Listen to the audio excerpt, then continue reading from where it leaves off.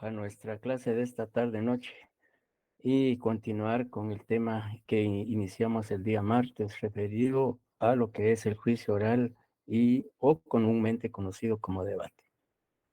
En la sesión anterior establecimos lo relacionado a lo que es la trascendencia o importancia que tiene un juicio oral en el proceso penal. También señalamos lo relacionado a las definiciones en relación al tema. También indicamos que el debate o juicio oral y público tiene dos fases, dos etapas. Una, la preparación del debate y la otra es la que vamos a abordar esta tarde-noche, que es el desarrollo del debate. También indiqué que en la fase de preparación del debate aún se practican diligencias que, por alguna circunstancia, insuperable de los sujetos procesales no pudo plantearse o formularse en la etapa preparatoria o en la etapa intermedia. Y dentro de la preparación del debate indicamos que se da lo que se conoce, de acuerdo al Código Procesal Penal, la unión y separación de juicios. E indicamos en qué casos procede la unión de casos o la acumulación y en qué casos también se da la separación de procesos o conocer los debates en forma independiente o separada. Y también indicamos todos los principios fundamentales del juicio oral o público, de manera que pues hablamos del principio de oralidad, de publicidad, de inmediación, de concentración, de continuidad y señalamos los artículos que el Código Procesal Penal se refiere a los mismos y así como en qué consiste cada uno de ellos. Nos corresponde hoy entonces abordar el desarrollo del debate. El desarrollo del debate básicamente es todo, digamos, el procedimiento que se debe cumplir desde la apertura del debate hasta que se dicta la sentencia. Es decir, todas las incidencias, los planteamientos, todas las alegaciones, las pruebas que se van a presentar en ese debate, pues se básicamente van a realizar dentro del desarrollo de ese debate. El desarrollo del debate está contemplado a partir del artículo 368 al 379, 397 del Código Procesal Penal. Es decir, todo este articulado se refiere a todo lo que ocurre, todo lo que, de acuerdo a la ley, debe de desarrollarse o realizarse dentro del desarrollo del debate.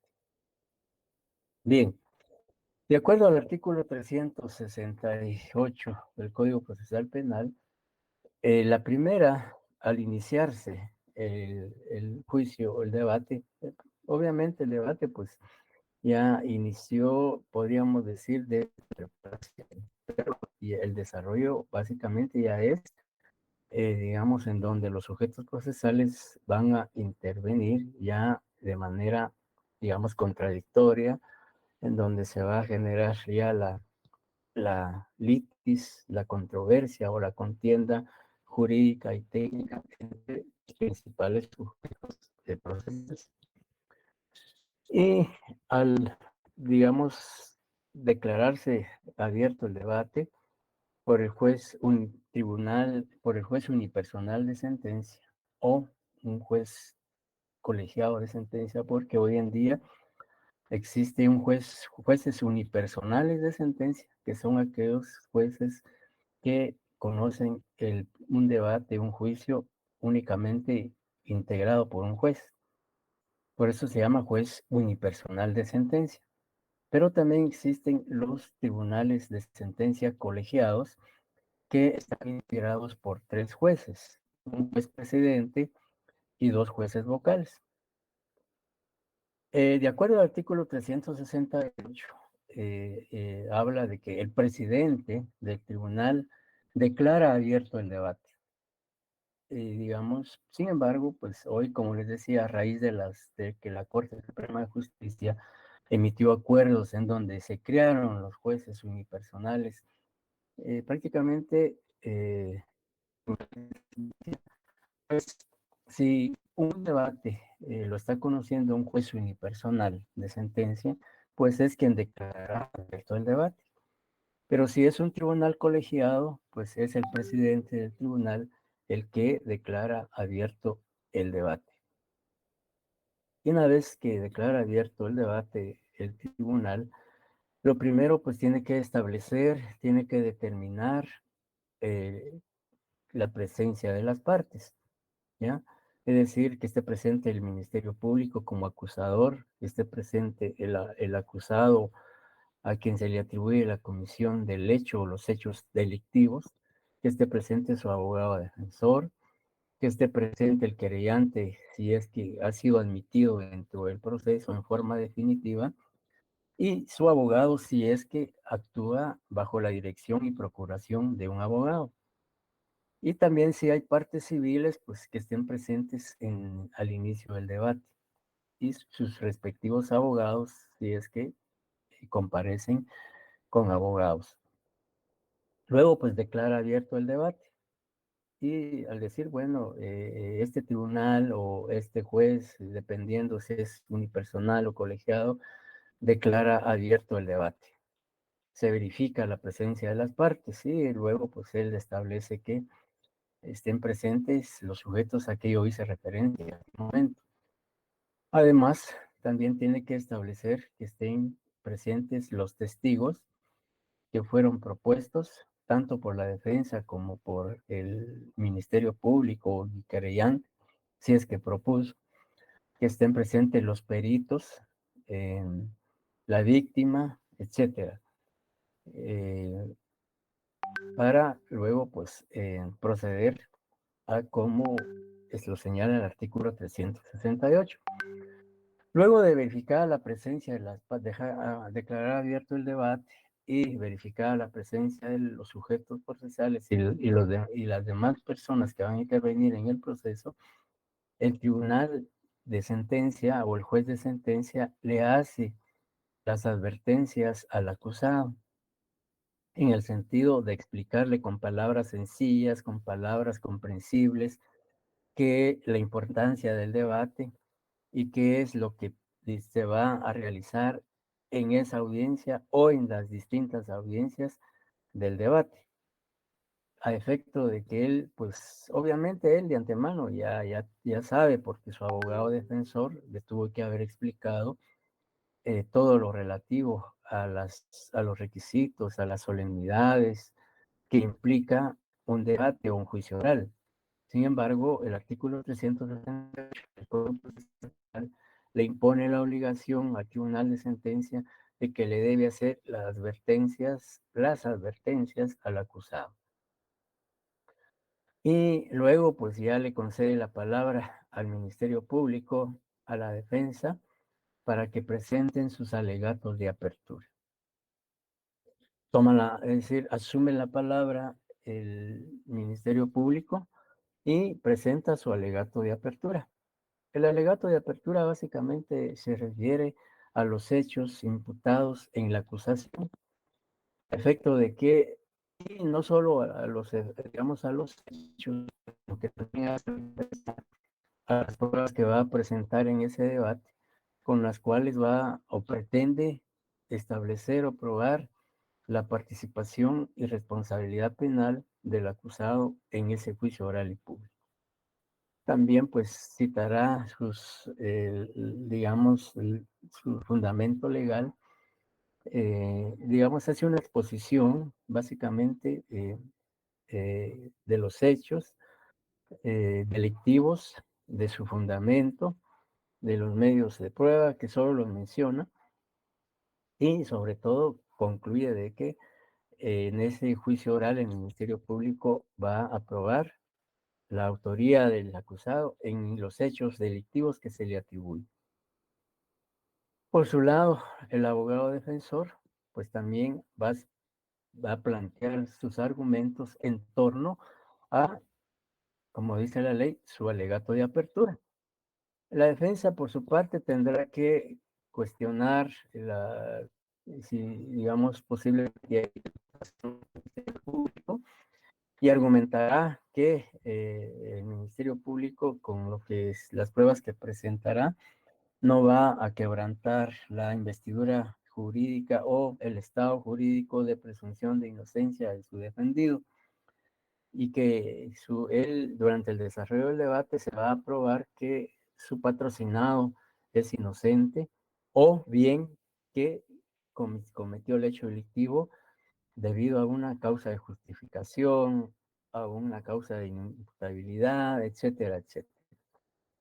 Eso básicamente es lo que comprende el alegato de apertura.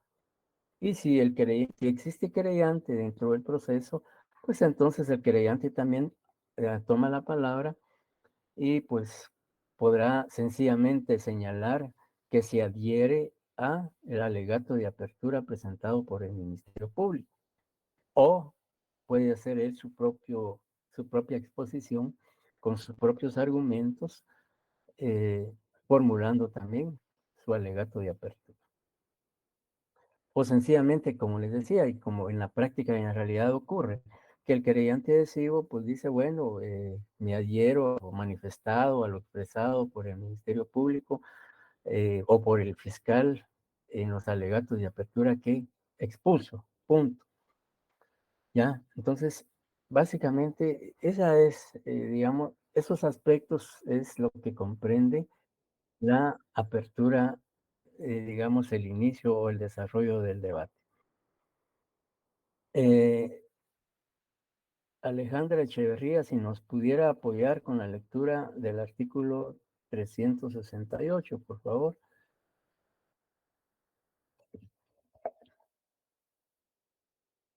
Buenas tardes, licenciado. Muy buenas Desarrollo, tardes. desarrollo del debate. Verificada la presencia de las partes, el juez o tribunal declara abierto el debate y hará las advertencias correspondientes al acusado y concederá la palabra a la parte acusadora y defensora para que presenten sus alegatos de apertura, resolución de incidentes. 2.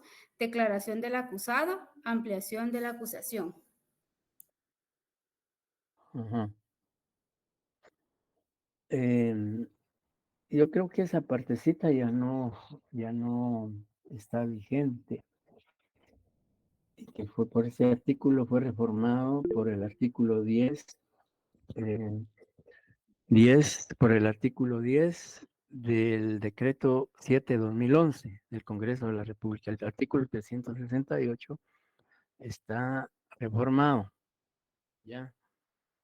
Entonces, sí, tengamos cuidado en ese sentido, porque hay códigos que todavía no tienen la reforma que se dio tanto en el 2009 como el 2011, ¿ya? Eh, bien, gracias Alejandra. Henry Vinicio ha levantado la mano. Sí, licenciado, ¿me permite leerlo? Sí, por favor. Ok, artículo 368, apertura. El día y hora fijados, el tribunal se constituirá en el lugar señalado para la audiencia. El Ujú. presidente verificará la presencia del Ministerio Público del acusado y su defensor, de las víctimas o agraviado y de las demás partes que hubieran sido admitidas, y de los testigos, peritos o intérpretes que deben tomar parte del debate. El presidente del tribunal declarará abierto el debate, advirtiendo al acusado sobre la importancia y el significado de lo que va a suceder y la atención que debe prestar en la audiencia. Inmediatamente concederá la palabra en su orden a la parte acusadora y defensa para que presenten sus alegatos de apertura. Muchas gracias. Ese es el artículo correcto, que como les decía, fue reformado por el artículo 10 del decreto 7/2011 del Congreso de la República. Bien, una vez que, digamos, ya el presidente haya cumplido con lo establecido en el artículo 368, el artículo 369 se refiere a los incidentes, ¿ya? Esto significa que, digamos, después de la apertura del debate, cualquiera de los procesales puede plantear, promover o formular en esa audiencia de debate un o varios incidentes.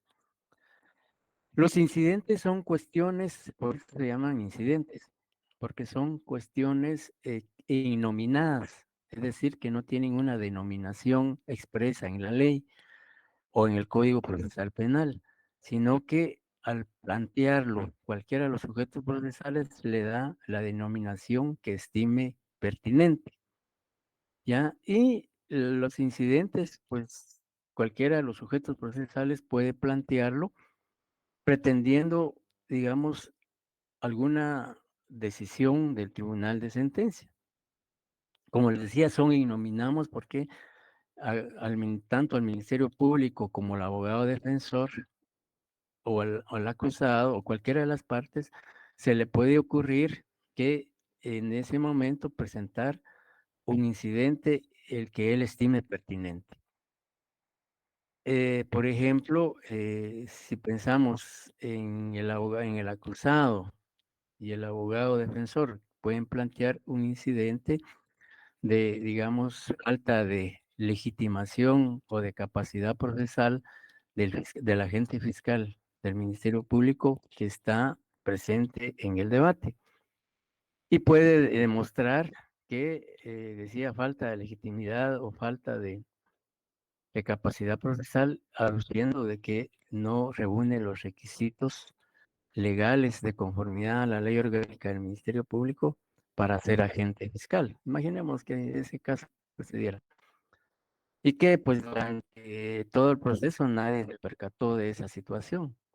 Y entonces el acusado o el abogado defensor plantean un incidente de falta de capacidad procesal digamos, o legitimación del agente fiscal porque no cumple con los requisitos que establece la ley orgánica del Ministerio Público para ser agente fiscal o cualquier otro incidente que se le pueda ocurrir.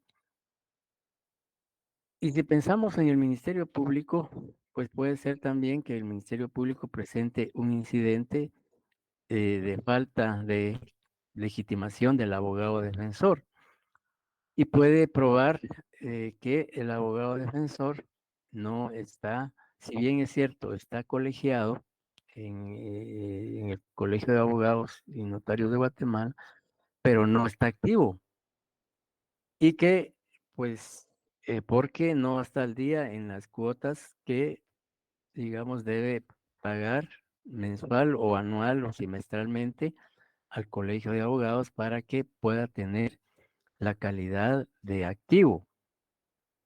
Y entonces demostrar con una certificación extendida por el Colegio de Abogados y Notarios de Guatemala que no, en donde se dice que él no es colegiado activo porque es moroso en el pago de las cuotas profesionales. Y puede argumentar que, de acuerdo al artículo 93 del Código Procesal Penal, solamente los abogados colegiados activos podrán ser defensores. Y al no estar activo el defensor, pues no puede estar en ese debate porque no está activo y no tiene la aptitud para ser abogado defensor en ese momento, de acuerdo al artículo 93 del Código Procesal Penal. ¿Ya? Entonces, por eso les decía que los incidentes son ignominados porque eh, quien los plantea en ese momento, pues le puede dar la denominación más adecuada técnica y jurídicamente hablando. Entonces, luego de que si se plantea un incidente en el desarrollo del debate, pues ese incidente tiene que, digamos, hay que darle audiencia en ese momento a si es el Ministerio Público que plantea el incidente, pues se le da la audiencia al abogado defensor, al acusado y las demás partes para que se pronuncien en relación em, a a ese incidente. Entonces, para que se pronuncien o se manifiesten a ese respecto. Y luego de que las partes intervinientes hagan uso de la palabra, pues ya el juez de sentencia, si es unipersonal o el tribunal colegiado, deben resolver ese incidente en forma oral, en forma verbal, Y dependiendo la resolución, imaginémonos que el incidente lo declara con lugar o sin lugar el tribunal de sentencia o el juez de sentencia, se puede impugnar esa resolución en ese momento y puede plantearse el recurso de reposición que establece el artículo 403 del Código Procesal Penal. Y tal vez Sandra González nos apoya para aprovechar no solo el artículo 369, sino también el 403, que habla del recurso de reposición. Sí, disculpe, fíjese que ando de regreso a mi casa y no cargo mis códigos, hoy sí le quedó mal, solo estoy escuchando y tomando screen del curso. Muy bien. ¿Alguien que nos apoye? ¿Se lo puedo leer, licenciado? Hágame el favor, Gabriela. Artículo 403. Reposición durante el juicio. Las resoluciones emitidas durante el trámite del juicio podrán ser recurridas por las partes tan solo mediante su reposición. En el debate el recurso se interpondrá oralmente y se tramitará y resolverá inmediatamente, sin suspenderlo en lo posible. La reposición durante el juicio equivale a la protesta de anulación a que se refiere la apelación especial para el caso de que el tribunal no decida la cuestión de conformidad con el recurso interpuesto. Muchas gracias, muy amable. Pues entonces, dependiendo la decisión del tribunal de sentencia, cualquiera, digamos, si el Ministerio Público no está de acuerdo con que le hayan declarado sin lugar el incidente que planteó o no se lo hayan declarado procedente o admitido, pues puede impugnar y plantear el recurso de reposición en ese momento. Y también se le da la palabra al abogado defensor para que se pronuncie en relación al recurso planteado por el Ministerio Público y luego de eso, pues ya el juez de sentencia resuelve. Resuelve confirmando su decisión o revocándola, modificándola. Y pues, y si alguien nos puede apoyar con el artículo 369.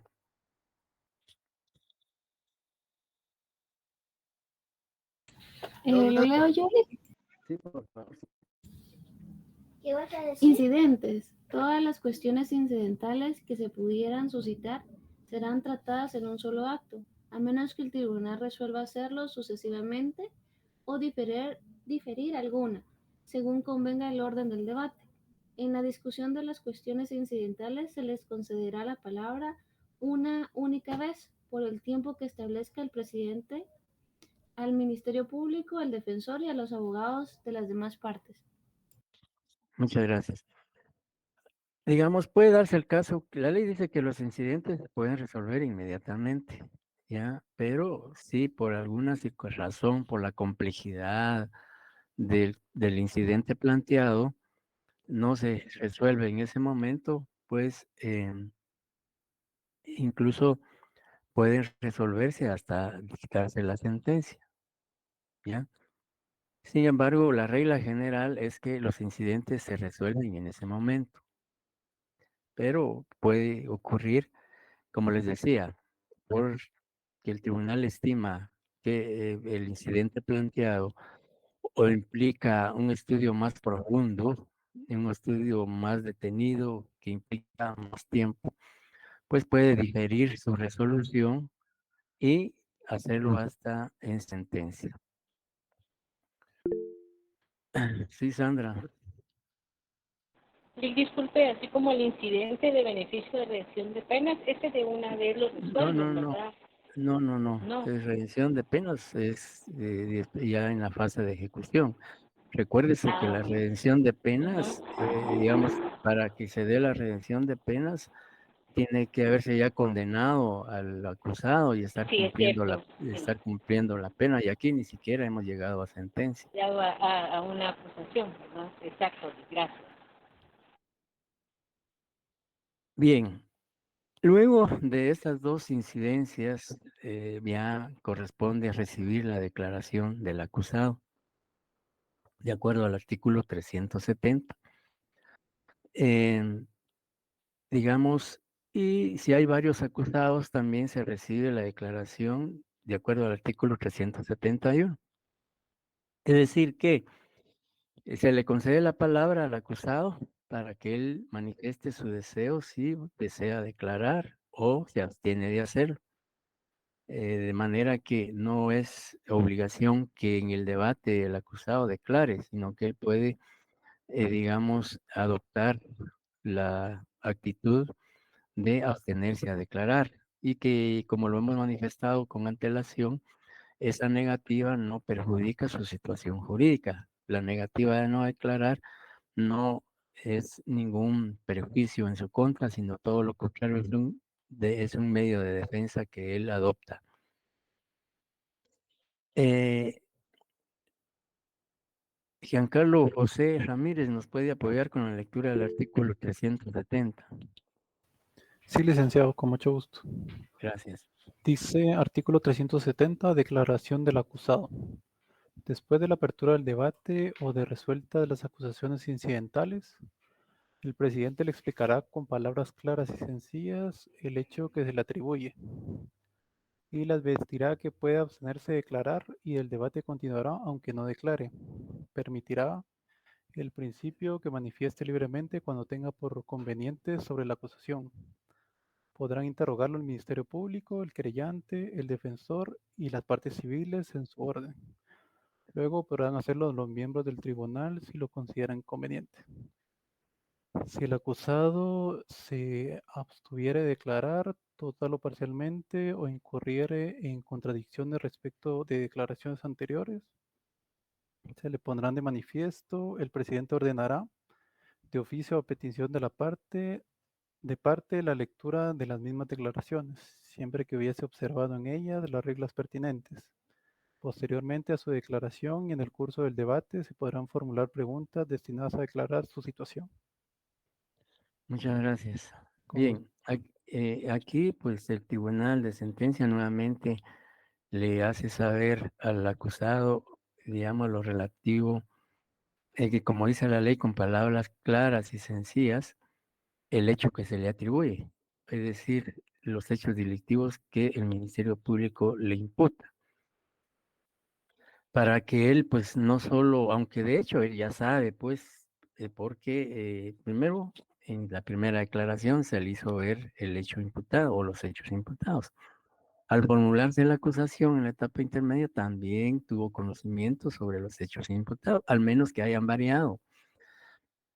Sin embargo, la ley, como esta es una etapa distinta, si bien es dentro del mismo proceso, pero ya es un juicio oral y público y estamos en una fase diferente, pues la ley también estipula que se le debe hacer ver al acusado, como dice el código, con palabras sencillas, comprensibles, los hechos imputados, a efecto de que él entienda y comprenda esos hechos y sobre los mismos, pues él pueda, juntamente con su abogado defensor, ejercer su derecho de defensa. Y también pues se le explica que si se abstiene de declarar no hay ningún inconveniente ni problema. Luego pues ya vendrá, si declara, pues será interrogado por el Ministerio Público, el abogado defensor, las demás partes. Y la ley contempla de que en caso los jueces o el juez de sentencia considera interrogarlo, pues lo hará. La ley permite que los jueces interroguen. Sin embargo, muchos, sobre todo en un sistema acusatorio, muchos cuestionan de que el juez no debe interrogar, el tribunal no debe interrogar, porque es una función exclusiva de los otros sujetos procesales, entiéndase Ministerio Público, abogado defensor, querellante, abogados querellantes, partes civiles, etcétera, etcétera. Porque de acuerdo al sistema acusatorio, pues el juez únicamente debe concretarse a juzgar y ejecutar lo juzgado.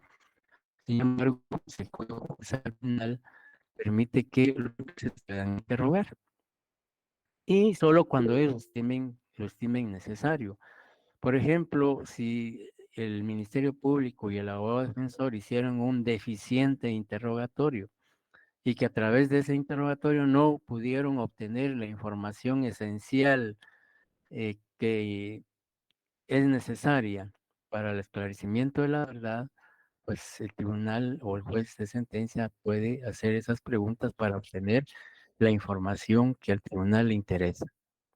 Porque eso puede ocurrir. Puede pasar que el Ministerio Público al interrogar no formule un buen interrogatorio y deje en el ambiente muchas dudas, deje en el ambiente mucha información que era importante y que debió haberla preguntado y que el tribunal dice, bueno, la verdad es que el interrogatorio pues, fue deficiente y no quedó claro estos aspectos y el defensor y los querellantes tampoco lo hicieron.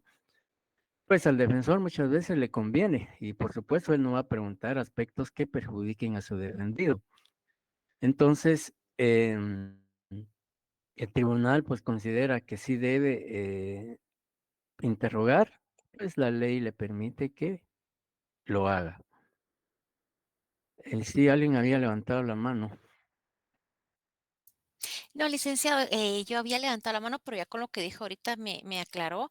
Tenía dudas sobre el querellante en este momento del proceso. Gracias. Ajá, ajá. ¿Y cuál era su duda en relación al querellante? Bueno, mi duda era que en este momento el querellante también puede declarar, sí se le puede llamar a declaración.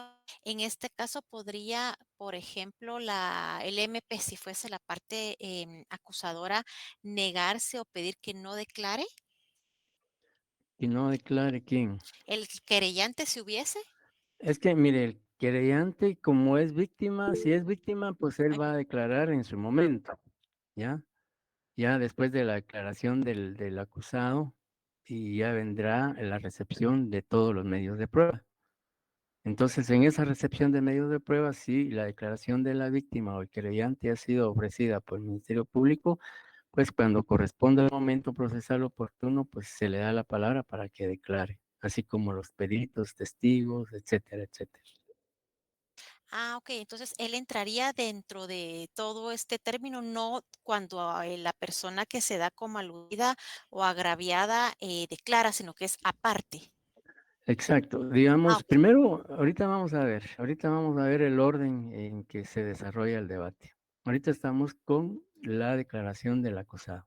Después de esto ya viene la ampliación de la acusación, si es que se da, y ahí viene la declaración de peritos, de testigos, documentos, y etcétera, etcétera, Gracias, licenciado. para servirle. Bien, entonces, ya como les decía, si el acusado declara, es sometido a interrogatorio por todos los sujetos procesales, incluyendo a los jueces, si ellos estiman pertinente que deben hacerlo. Generalmente en la práctica no lo hacen, solo en casos muy excepcionales, ya como les digo, cuando a ellos les queda duda en relación a lo que declaró el acusado. Si es que el Ministerio Público no logró obtener toda la información necesaria para que los jueces, para que quedara bien claro todo para los jueces, para que al momento de que ellos emitan la sentencia, pues no tengan dudas en relación a los hechos imputados y también en relación al interrogatorio del acusado, si es que declara. El artículo 371 establece lo relacionado a la declaración de varios acusados y claramente señala que si fueren varios los acusados, el presidente podrá alejar de la sala de audiencia a los que no declaren en ese momento. Pero después de todas las declaraciones deberá informarlos sumariamente de lo ocurrido durante su ausencia. Esto se da cuando hay varios acusados y, digamos, deciden declarar. Entonces, no es permitido que ellos estén presentes al momento en que declara uno de los acusados.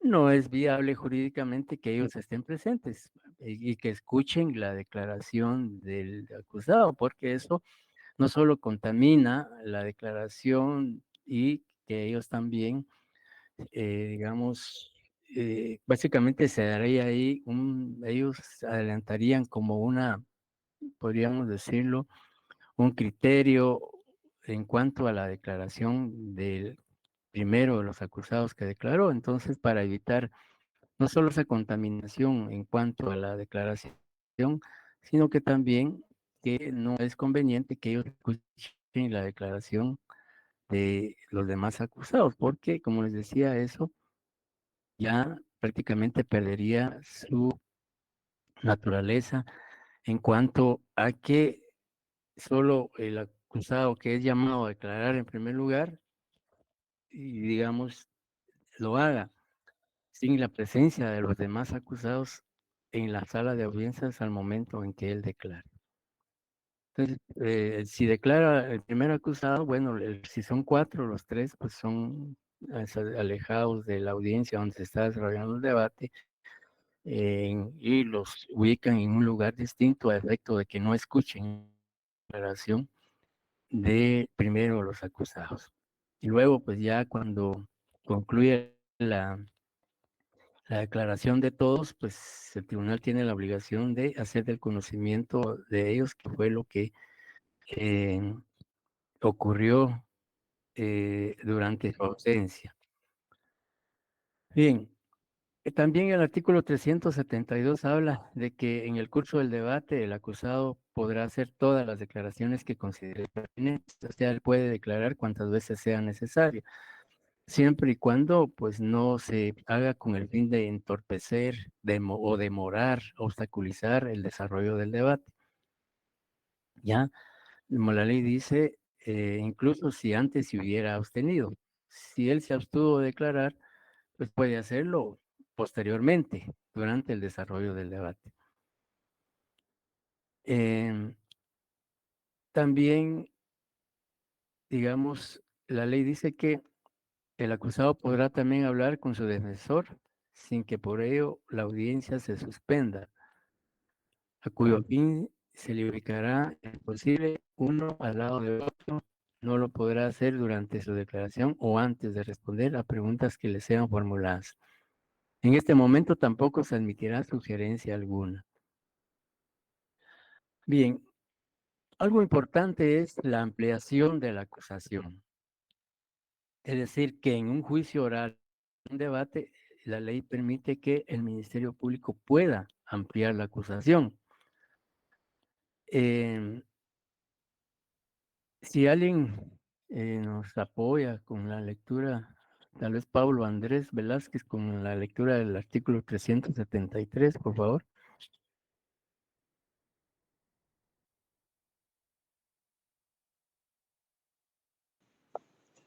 Lo leo yo, licenciado. Por favor. Ampliación de la acusación. Durante el debate, el Ministerio Público podrá ampliar la acusación por inclusión de un nuevo hecho o una nueva circunstancia que no hubiera sido mencionada en la acusación o en el auto de apertura del juicio y que modificare la calificación legal o la pena del mismo hecho objeto del debate o integrare la continuación delictiva. En tal caso, con relación a los hechos o circunstancias atribuidos en la ampliación, el presidente procederá a recibir nueva declaración al acusado e informará a las partes que tienen derecho para ofrecer nuevas pruebas o preparar su intervención. Cuando este derecho sea ejercido, el tribunal suspenderá el debate por un plazo que fijará prudencialmente, según la naturaleza de los hechos y la necesidad de la defensa.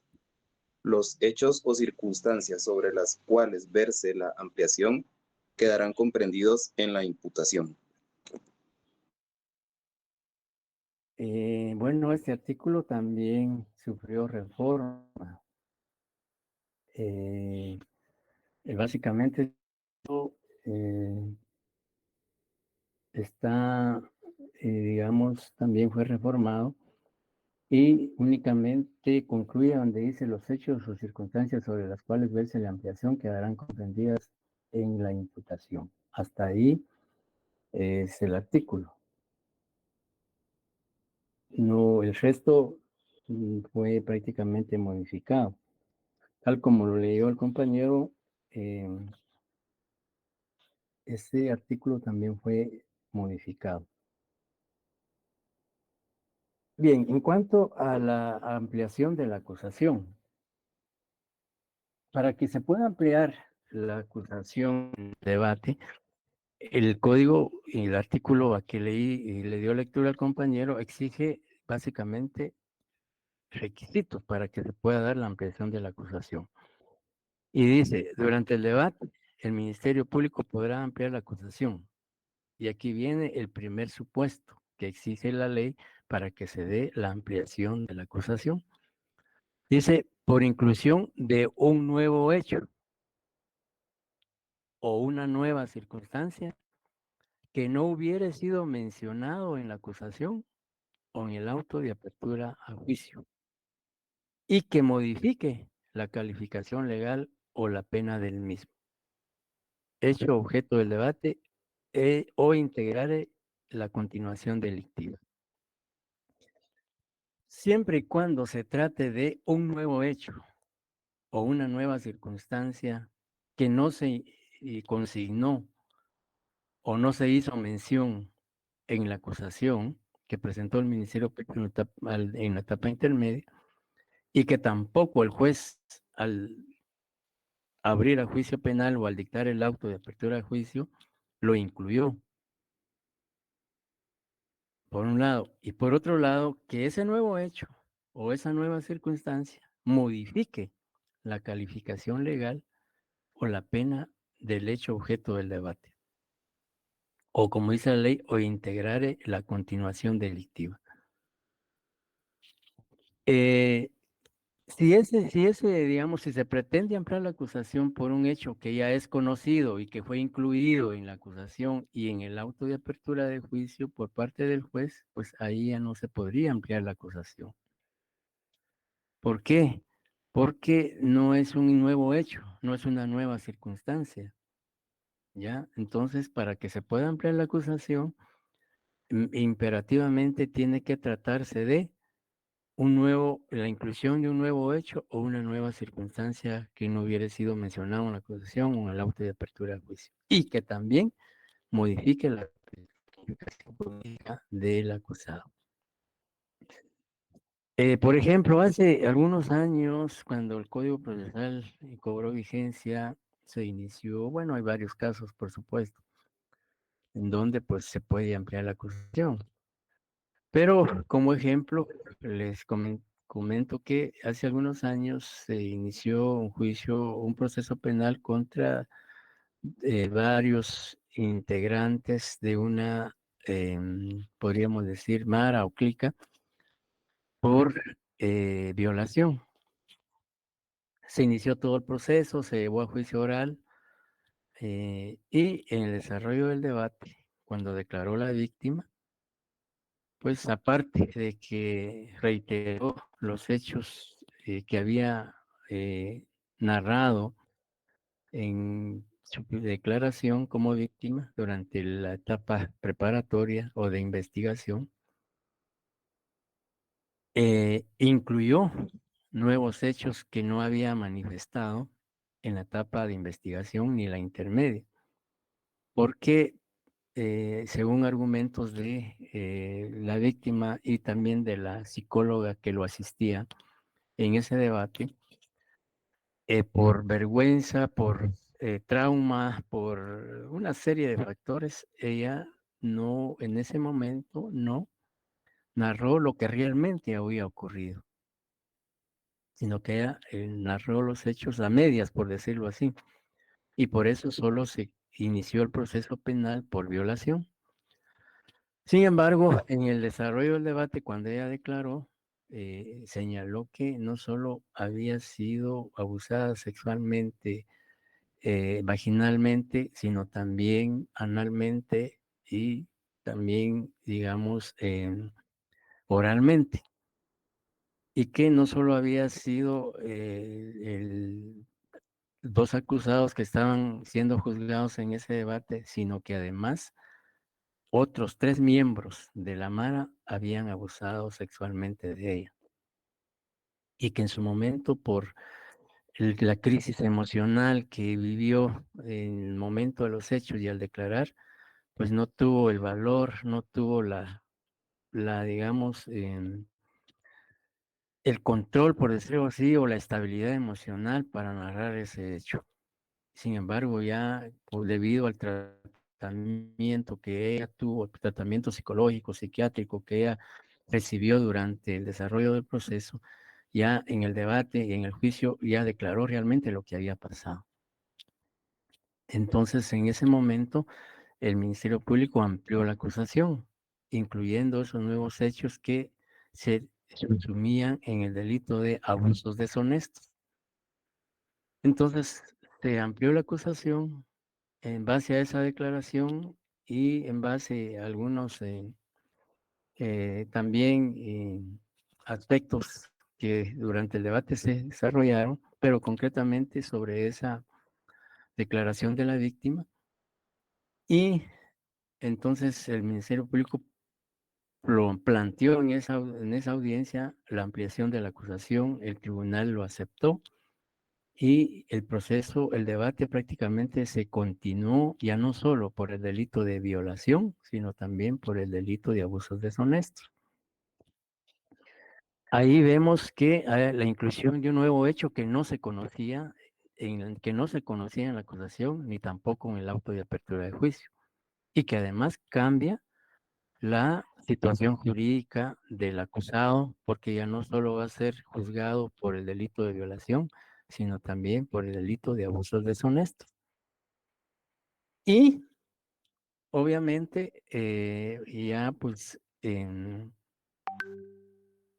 ese caso, puede, como dice el artículo 373, si el juez admite, el tribunal de sentencia admite la ampliación de la acusación, entonces acá el presidente del tribunal pues puede en ese momento recibir la aclaración, hacerle ver, bueno, el acusado escuchó, digamos, en ese caso que yo le planteo, pues los acusados escucharon de esos hechos.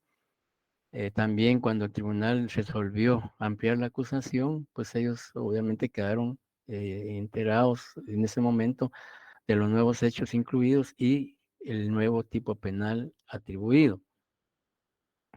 Y pues el presidente le informó a todas las partes, en este caso al defensor, al abogado, al acusado, si quería declarar sobre esos nuevos hechos que le estaba atribuyendo el Ministerio Público. Y a las demás partes. O también tenía la oportunidad el acusado y el abogado defensor de pedir la suspensión del debate para preparar su defensa en relación a esos nuevos hechos, es decir, en relación al delito de abusos deshonestos que se le atribuyó al acusado. Y así también ofrecer pruebas con relación para, digamos, acreditar ese hecho delictivo, porque no basta con que la víctima lo haya señalado, sino hay que probar que efectivamente hubo abusos deshonestos. Entonces, si se pide la suspensión del debate, pues el tribunal lo suspende por un plazo prudencial, que puede ser 3 días, 4 días, ya como ya vimos, no puede exceder de 10 días. Y eso con la única, digamos, finalidad de que el abogado defensor y el acusado preparen su derecho de defensa en relación a esos nuevos hechos. No sé si con este ejemplo queda claro la ampliación de la acusación.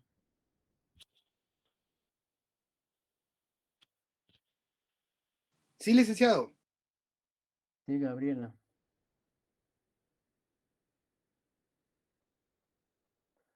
Gabriela Esther levantó la mano.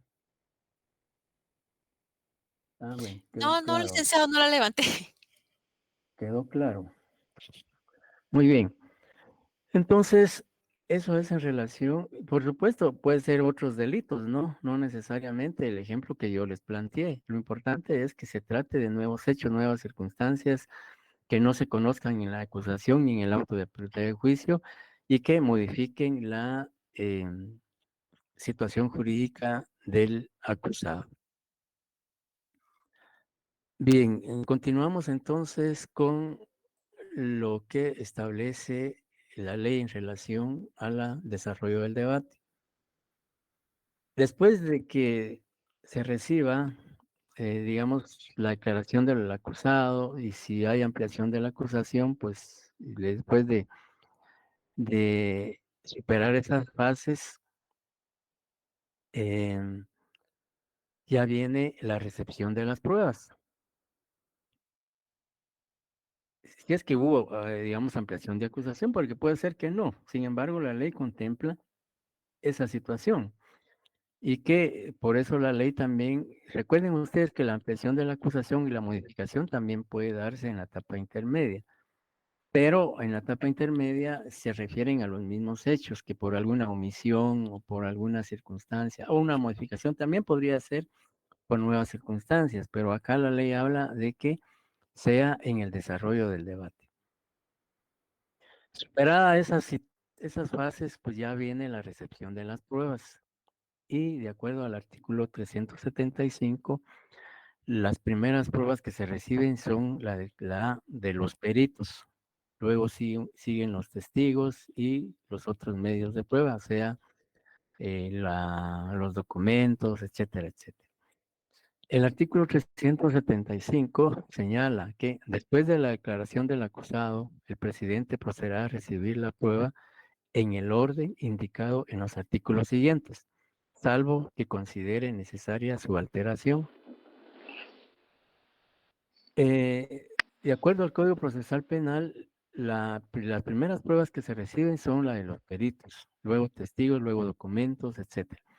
Pero la ley en el artículo 375 le da la facultad al tribunal de que puede alterar ese orden por razones o circunstancias que el tribunal considere o porque una de las partes lo solicite. Bueno, Y ¿qué yuquitas de Quetzal? ¿Yucas sean o yuquitas? no, Sí, de aquí no hay Quetzal. yuquitas. Les decía que puede alterar el orden y puede ser que primero se reciba testigos por alguna situación especial, luego los peritos, ¿ya? Pero el tribunal tiene que, digamos, indicar por qué motivos es que se da la alteración del orden de recepción de pruebas. Bien, entonces, luego dice el artículo 376, si Carlos nos puede apoyar con la lectura del artículo 376, que tiene abierto su micrófono.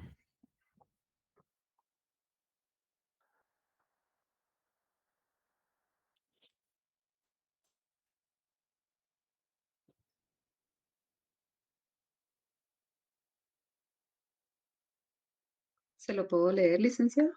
Dame, por favor, Marlene. Con mucho gusto. Artículo Gracias. 376. Peritos. El presidente hará leer las conclusiones de los dictámenes presentados por los peritos. Si estos hubieran sido citados, responderán directamente a las preguntas que les formulen las partes, sus abogados o consultores técnicos y los miembros del tribunal, en ese orden y comenzando por quienes ofrecieron el medio de prueba. Si resultare conveniente, el tribunal podrá disponer que los peritos presencien los actos del debate. Estas disposiciones son aplicables en lo pertinente a los intérpretes. Muchas gracias. Les decía que primero son los peritos, ¿ya? Y cuando concurren los peritos, pues primero, como dice la ley, deben de responder a las preguntas que le formulen las partes. Pero primero, pues tienen que leer las conclusiones de su peritaje. Y en base a esas conclusiones, pues ya pueden ser interrogados por las partes. Y los peritos que primeros declaran son los que propone el Ministerio Público, ya por ser la parte acusadora. Porque la ley dice en ese orden y comenzando por quienes ofrecieron el medio de prueba. O sea, si el Ministerio Público ofreció peritos, pues el Ministerio Público se recibe la declaración de los peritos propuestos por el Ministerio Público. Luego, si la defensa también propuso, pues serán seguidos los de la defensa. Si el creyente también propuso, pues también son escuchados e interrogados.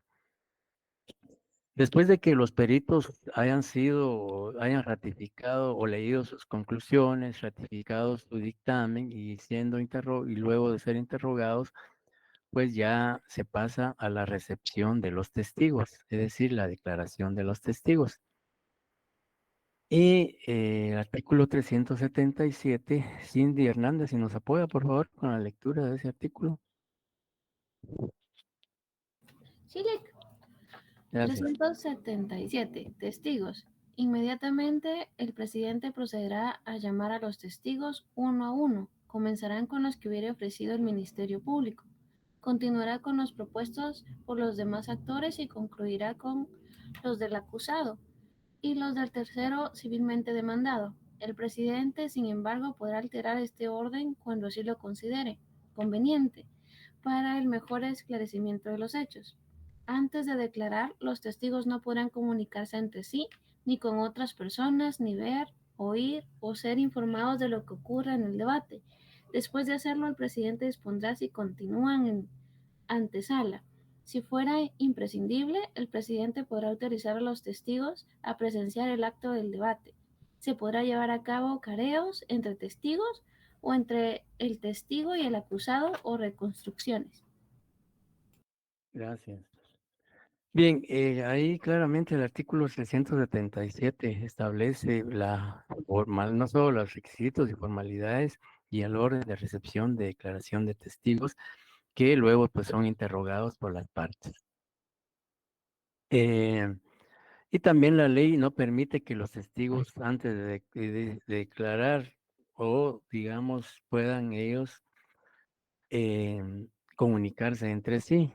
Es decir, ya estando en el debate, ya en esa audiencia, pues no pueden, digamos, antes de declarar, dice la ley, los testigos no podrán comunicarse entre sí ni con otras personas.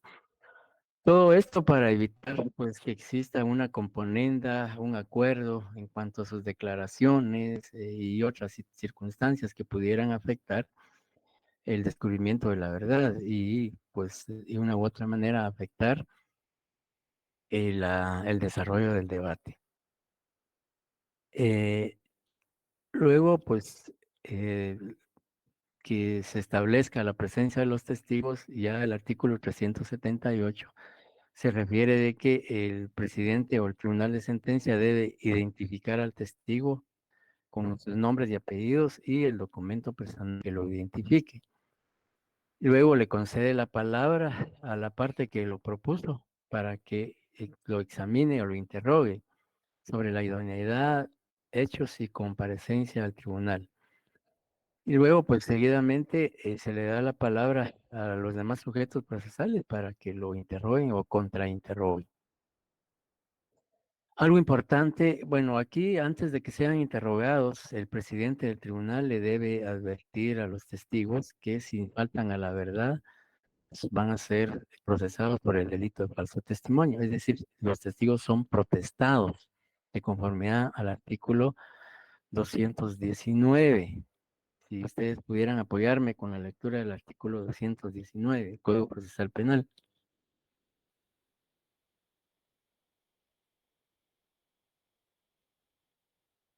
¿Puedo leerlo? Por favor. Protesta solemne. Antes de comenzar la declaración, el testigo será instruido acerca de las penas de falso testimonio. A continuación se le tomará la siguiente protesta solemne. ¿Promete usted como testigo decir la verdad ante su conciencia y ante el pueblo de la República de Guatemala? Para tomarle declaración, el testigo deberá responder: sí, prometo decir la verdad.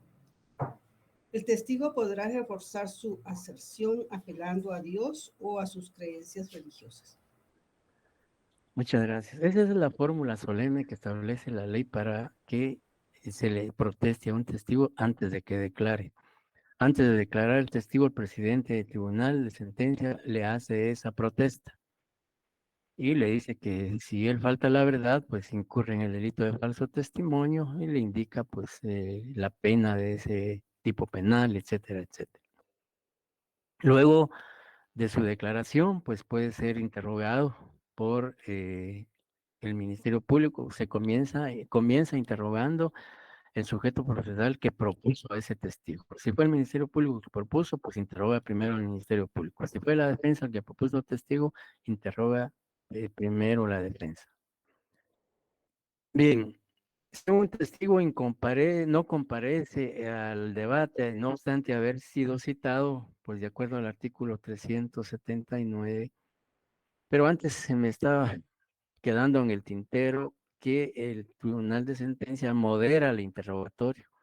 Es decir, no, el tribunal de sentencia no permite que el interrogatorio que se haga a los testigos, peritos, víctimas, se formulen preguntas capciosas e impertinentes. Es decir, no pueden dirigirse esas preguntas.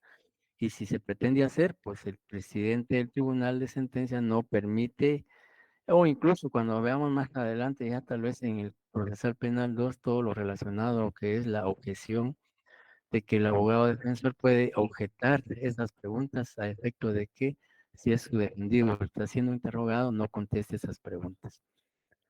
Y el tribunal o el de sentencia pues, declara con o sin lugar la objeción, que es un tema que más adelante expondremos.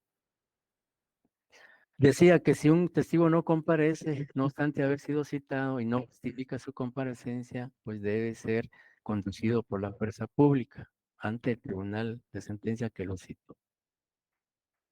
Bien, después de que, digamos, declara el acusado, se recibe la declaración de peritos, testigos, entonces ya vienen los otros medios de prueba, que en este caso son lo que establece el artículo 380, dos documentos. Todos los documentos, la prueba documental que fue presentada por las partes y admitida por el juez contralor de la investigación, pues se incorporan por su lectura en el debate. Y pues si Telma nuevamente nos apoya con la lectura del 380, por favor.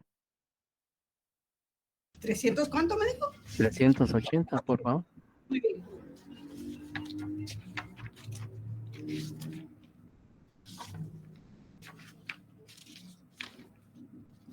Otros medios de prueba. Los documentos serán leídos, exhibidos en el debate, con indicación de su origen. El tribunal, excepcionalmente, con acuerdo de las partes, podrá prescindir de la lectura íntegra de documentos o informes escritos, o de la reproducción total de una grabación, dando a conocer su contenido esencial y ordenando su lectura o reproducción parcial. Las cosas y otros elementos de convicción secuestrados serán exhibidos en el debate. Las grabaciones y elementos de prueba audiovisuales se producirán en la audiencia según la forma habitual. Todos los elementos de convicción podrán ser presentados a los peritos y a los testigos durante sus declaraciones, para invitarlos a reconocerlos o a informar lo que fuere permitente. Si para conocer los hechos fuere necesaria una inspección o una reconstrucción, el tribunal podrá disponerlo aún de oficio y el presidente ordenará las medidas necesarias para llevar a cabo el acto. Si el acto se realizare fuera del lugar de la audiencia, el presidente deberá informar sumariamente sobre las diligencias realizadas. Muchas gracias. Bien, después de ya como la ley lo dice en el artículo 380, ya viene la recepción de la documental, que serán leídos, dice, y exhibidos en el debate. Por favor, Carlos, si usted es tan amable de apagar su micrófono.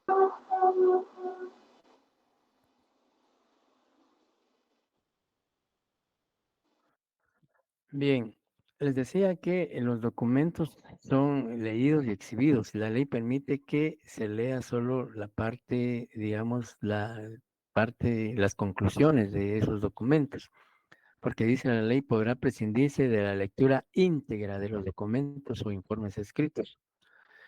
¿Por qué razón? Dice, y ordenando su lectura o reproducción parcial. Ya muchas veces solo las conclusiones se leen. ¿Por qué? Porque imagínense ustedes que hay documentos que tienen 1000 folios 500, 300, y no es solo un documento. Imagínense ponerse a leer todo el contenido de un documento que tenga más de 100 folios, y si son varios documentos.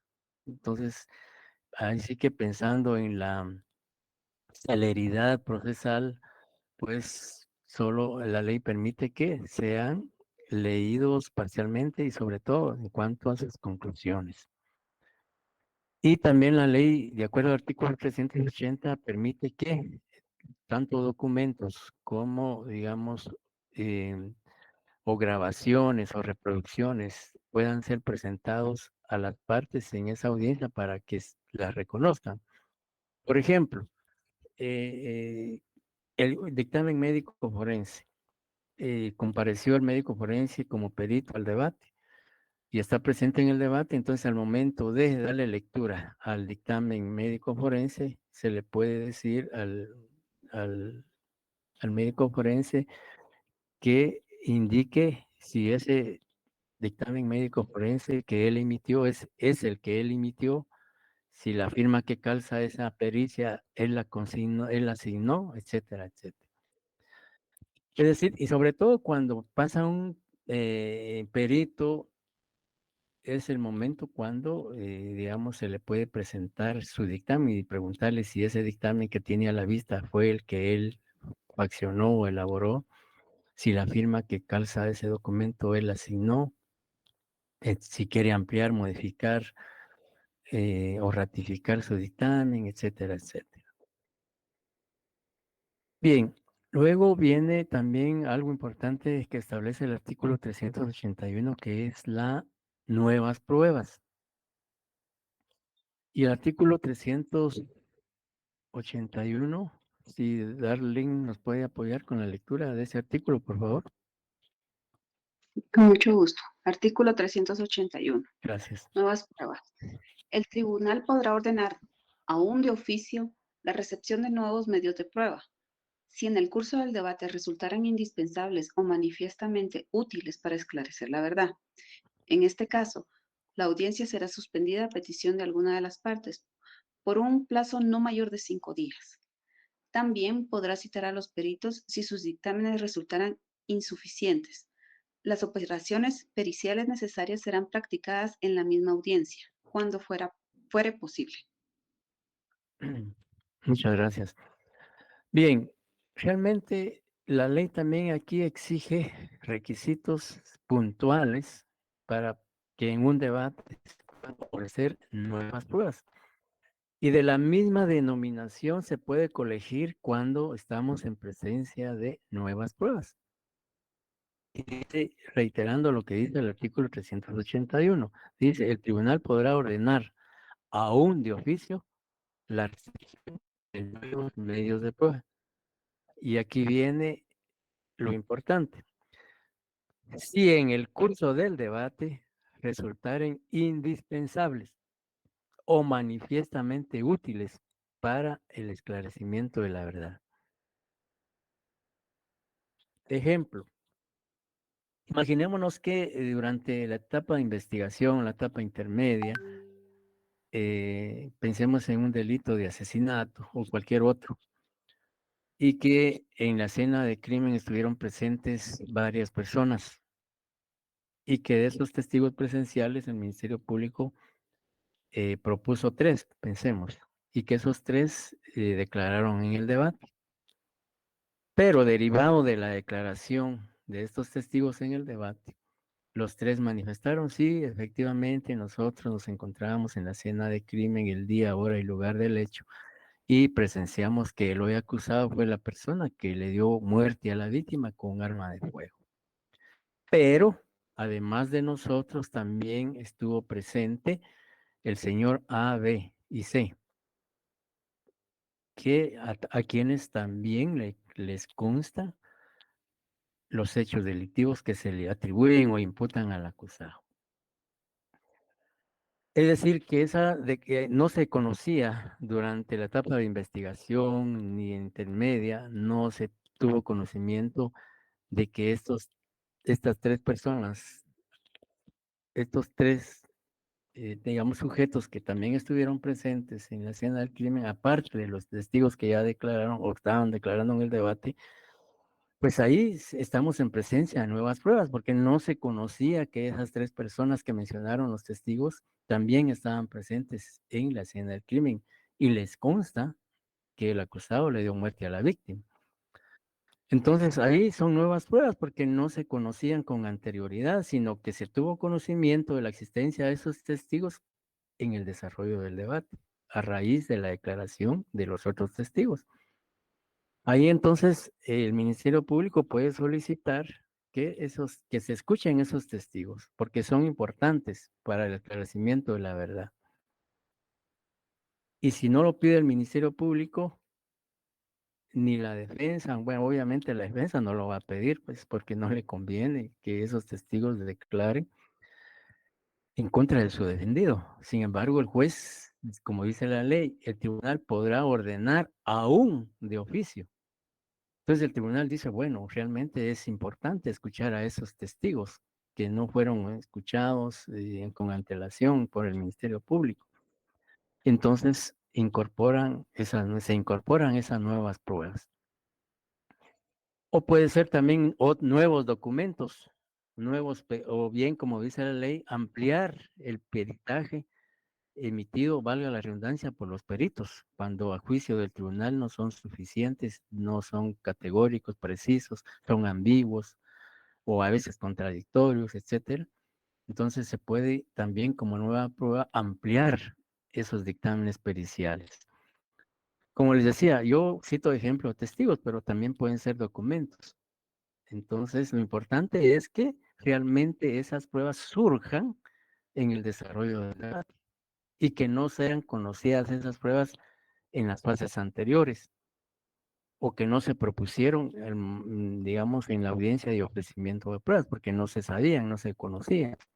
Entonces, a eso se refiere las nuevas pruebas.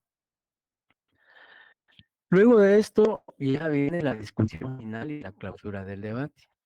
La discusión final, dice el artículo 382, terminada la recepción de las pruebas, el presidente concederá sucesivamente la palabra al Ministerio Público, al querellante, al actor civil, a los defensores del acusado y a los abogados del tercero civilmente demandado, para que, en ese orden, emitan sus conclusiones. Las partes civiles limitarán su exposición a los puntos concernientes a la responsabilidad civil. En ese momento, el actor civil deberá concluir fijando su pretensión para la sentencia, inclusive, en su caso, el importe de la indemnización. Sin embargo, podrá dejar la estimación del importe indemnizatorio para el procedimiento de ejecución de la sentencia. Bueno, luego sigue el artículo diciendo si intervinieren 2 representantes del Ministerio Público o 2 abogados por alguna de las demás partes, se pondrán de acuerdo sobre quién de ellos hará uso de la palabra. Solo el Ministerio Público y el abogado defensor y del defensor del acusado podrán replicar. Corresponderá al segundo la última palabra. La réplica se deberá limitar a la refutación de los argumentos adversos que antes no hubieran sido objeto del informe. Bien, y luego el último párrafo del artículo 382 se refiere siempre a, digamos, el poder o facultad que tiene el juez de limitar la palabra cuando realmente se observe que digamos, se está excediendo en el uso de la misma o está reiterando aspectos que ya expuso, etcétera, etcétera. Se dice que la discusión final es uno de los momentos más importantes, más trascendentales en un juicio oral y público. Aquí es donde las partes deben lucirse.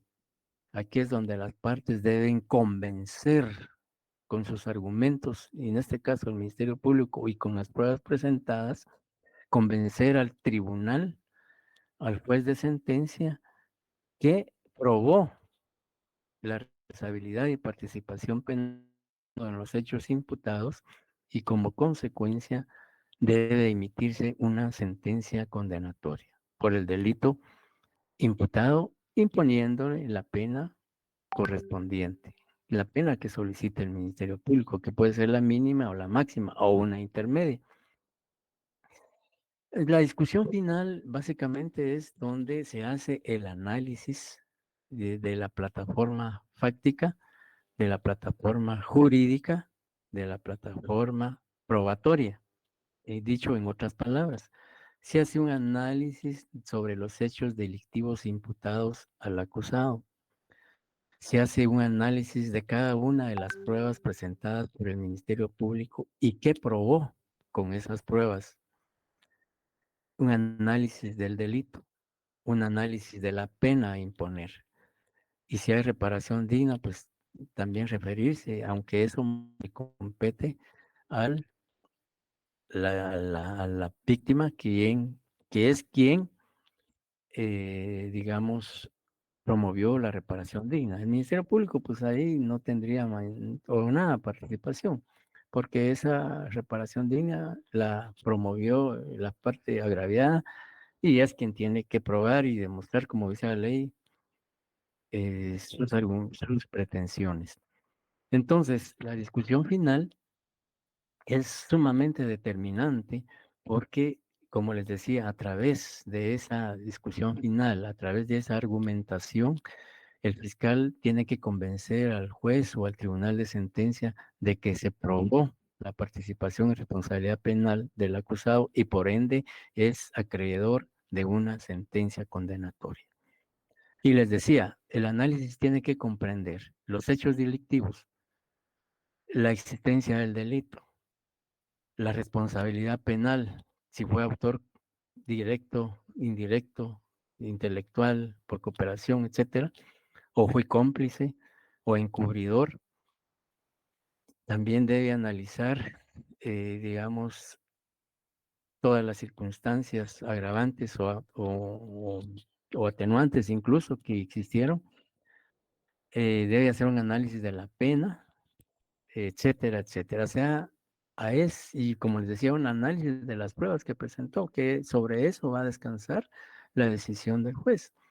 Por ejemplo, él puede decir con la declaración del testigo Juan Pérez López, el Ministerio Público probó que el acusado efectivamente fue la persona que le dio muerte a la víctima, toda vez que el testigo ubica en la escena del crimen el día 1 de enero de 2023 a las 22 horas y presenció cuando el acusado con un arma de fuego disparó contra la humanidad de la víctima, causándole la muerte. Por lo tanto, esta declaración el tribunal debe otorgarle valor jurídico probatorio, pues es un testigo presencial, etcétera, etcétera, etcétera. Pensemos en un documento, en el dictamen médico forense. Dirá el dictamen médico forense emitido por el doctor Juan Estrada Ponciano de fecha 20 de enero del 2023. Se acredita que la causa de la muerte fue por proyectiles de arma de fuego y que al momento de hacerse la necropsia o autopsia se estableció que las heridas o los proyectiles impactaron una en el abdomen, otra en el lado derecho o izquierdo, otra depende, donde haya impactado los proyectiles. Y con esto pues se prueba que la causa de la muerte fue provocada por arma de fuego, etcétera, etcétera. Análisis de cada una de las pruebas, qué probó con esas pruebas. Y eso es lo que convence al tribunal al momento de tomar su decisión. Y si es otro peritaje, pues también el peritaje balístico, peritaje de documentoscopía, etcétera. Por su lado, la defensa, pues bueno, la defensa cuestionar, refutar la prueba que presentó el Ministerio Público. En el caso del testigo, decir, bueno, la declaración del testigo, aquí hace referencia al Ministerio Público, no se le dé valor jurídico probatorio, porque fue impreciso, porque fue contradictorio, porque el testigo al momento de ser interrogado se evidenció que estaba muy nervioso, que estaba inseguro, etcétera, etcétera. Por lo tanto, todos esos aspectos o elementos evidencian que el testigo falta la verdad, por lo tanto no se le debe dar valor jurídico probatorio, etcétera, etcétera, etcétera. Por ahí la importancia, la trascendencia de la discusión final. Por eso les decía que aquí es donde realmente el fiscal se va a lucir, el defensor igual, los abogados del creyente, las partes civiles igual, porque van a dar lo mejor de ellos en cuanto a argumentos jurídicos y técnicos y en cuanto al análisis de pruebas, etcétera, etcétera. Y como les decía, todo esto va a permitir que el tribunal de sentencia o el juez de sentencia tenga argumentos para emitir su sentencia, sea condenatoria o sea absolutoria. La sentencia básicamente que el tribunal va a emitir es con base a las pruebas presentadas por el Ministerio Público, a los argumentos esgrimidos por el Ministerio Público en el debate y igual relacionados a la defensa y a las demás partes. Es decir, que las partes, los sujetos procesales son los que les dan al tribunal todas las herramientas, todos los medios de convicción para que ellos al hacer el análisis de los mismos emitan su fallo judicial o la sentencia de acuerdo a lo ocurrido o acontecido durante el debate. El derecho de réplica.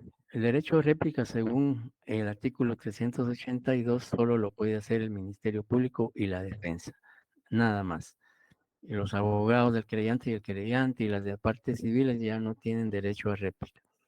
Y el derecho de réplica es básicamente o consiste en que, digamos, imaginémonos que en el caso de que el ejemplo que yo les ponía, que la defensa al analizar la declaración del testigo o de los testigos del Ministerio Público dice, estos testigos faltaron a la verdad en virtud de que fueron inseguros, imprecisos, ambiguos en su declaración y que se contradijeron en la fecha en que ocurrieron los hechos, etcétera, etcétera.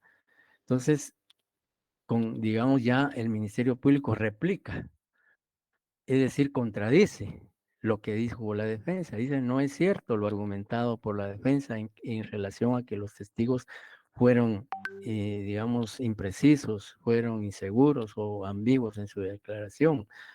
No, por tales y tales razones. O sea, ese es el derecho de réplica. Pues no solo con los testigos, sino puede ser también en relación a peritos, en relación a, digamos, a documentos, etcétera, etcétera, o a las nuevas pruebas, etcétera, etcétera. Entonces, y luego, pues ya, si está presente el acusado en esa audiencia, en ese día que está concluyendo el debate, pues se le concede la palabra, pues si tiene algo que agregar. Está presente la víctima, también le doy la palabra para que tiene algo que exponer. Y luego, pues el tribunal de ello, pues se retira a deliberar para dictar su sentencia.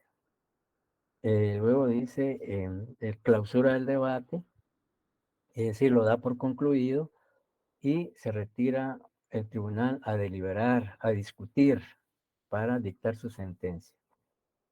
Puede ocurrir que ellos no dicten sentencia, sino que la ley les permite que puedan reabrir el debate. Ya lo clausuraron, pero por alguna circunstancia que ellos estiman de que, digamos, no tienen la certeza para dictar una sentencia, sea condenatoria o absolutoria, sino que, por ejemplo, es necesario ampliar algunas pruebas para que ellos tengan mejores argumentos para decidir, pues pueden disponer, reabrir el debate.